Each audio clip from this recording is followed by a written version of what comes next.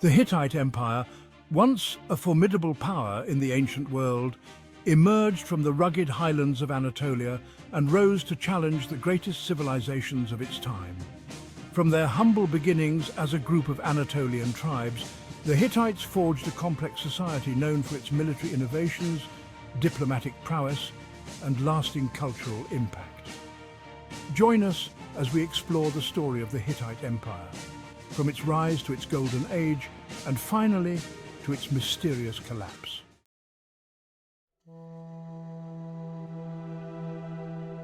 The Hittites were part of a unique group in the ancient world, speaking an Indo-European language distinct from their Near Eastern neighbours. Emerging in Anatolia, they were initially a collection of small, loosely connected tribal societies. Their language, culture and early settlements laid the foundation for a future kingdom. By around 2000 BCE, they had begun establishing city-states, trading with neighbouring civilizations like the Assyrians, and gradually forming a cohesive society that would give rise to the Hittite kingdom. The early Hittites were pragmatic, adapting to the demands of the rugged Anatolian landscape.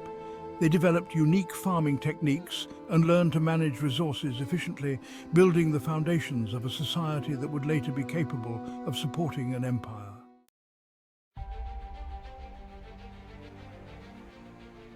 Around 1650 BCE, the Hittites were unified under a king named Labarna, who established the city of Hattusa as the empire's capital. From his stronghold in Hattusa, Labarna and his successors, including the influential Hattusili I, transformed the Hittite tribes into a centralized kingdom.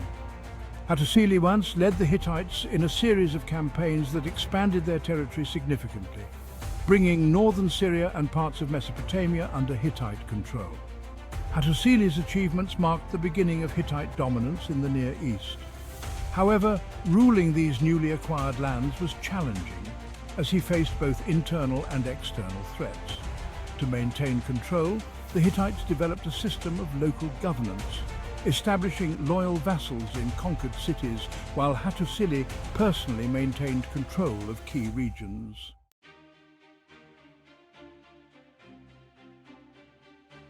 Hattusili's grandson, Mursili I, continued the expansion of the Hittite kingdom, and in a daring campaign, he led his armies south into Mesopotamia to sack Babylon. This was a groundbreaking moment as the Hittites became the first northern kingdom to conquer the famed city.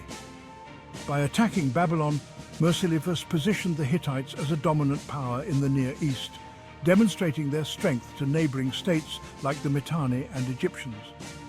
However, the victory came with unintended consequences. Mursili's extended campaign left the Hittite homeland vulnerable, and upon his return, he faced political instability.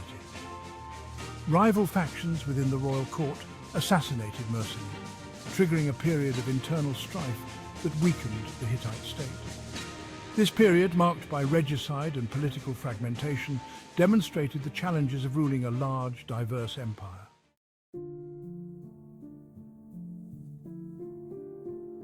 After years of instability, the Hittite state found stability under King Telepinu, who implemented sweeping reforms. Recognizing the dangers of palace intrigue, Telepinu issued a legal document known as the Edict of Telepinu, establishing clear rules for royal succession. This edict helped bring order to the kingdom by outlining a system for selecting heirs, reducing the risk of violent power struggles. The Hittites were among the first ancient civilizations to formalize succession laws, showing their early understanding of governance and stability.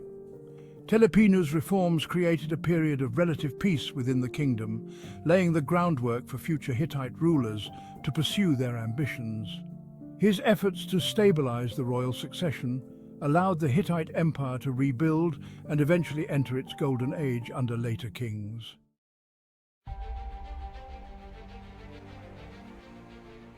The Hittite Empire reached its zenith under the rule of Suppiluliuma I, a king known for his military genius and diplomatic skill.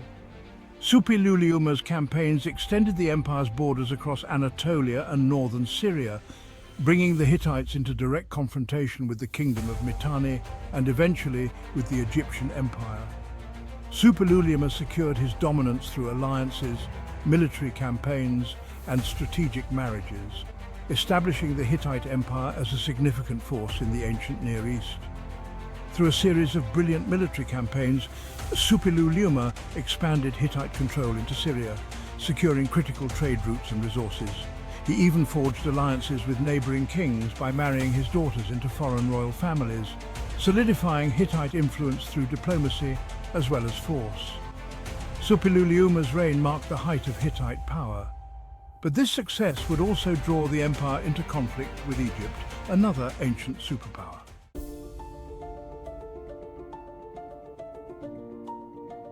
The Hittite Empire's expansion into Syria brought them into direct competition with Egypt under Pharaoh Ramses II, culminating in the Battle of Kadesh around 1274 BCE. This battle, one of the largest chariot confrontations in history, ended in a tactical stalemate. Although neither side claimed an absolute victory, the battle was significant, leading to the world's first recorded peace treaty between the Hittite Empire and Egypt. The peace treaty between Egypt and the Hittites stands as one of history's earliest examples of diplomacy, establishing a rare period of peace between these two ancient superpowers. This treaty marked the Hittite Empire's maturity as a sophisticated state, capable of balancing power with diplomacy in the ancient world.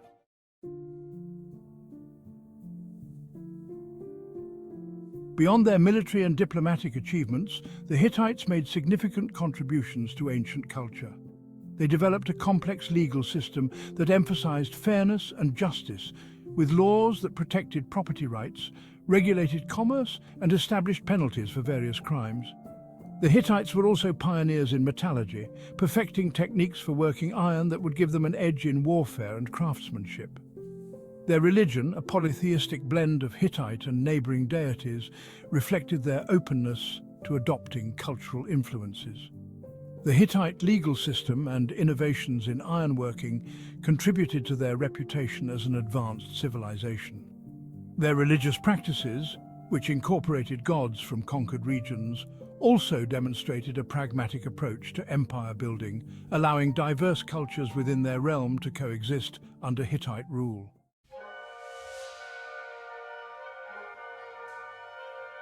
Despite its achievements, the Hittite Empire eventually succumbed to both internal and external pressures.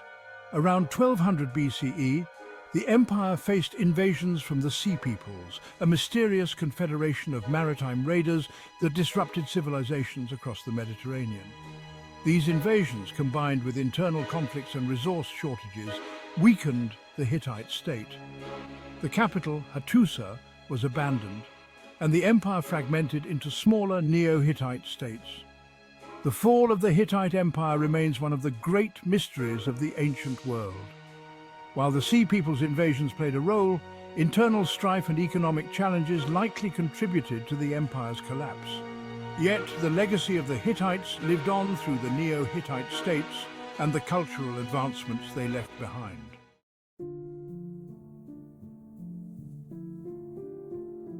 Though the Hittite Empire fell, its influence endured. The Hittites' advancements in law, metallurgy, and diplomacy shaped the civilizations that followed. Their legacy continued through the Neo-Hittite states and the artifacts uncovered at Hattusa, offering insights into one of the ancient world's most remarkable empires. The Hittite Empire's story serves as a testament to human resilience, adaptability, and the pursuit of knowledge. Subscribe for more explorations of ancient civilizations.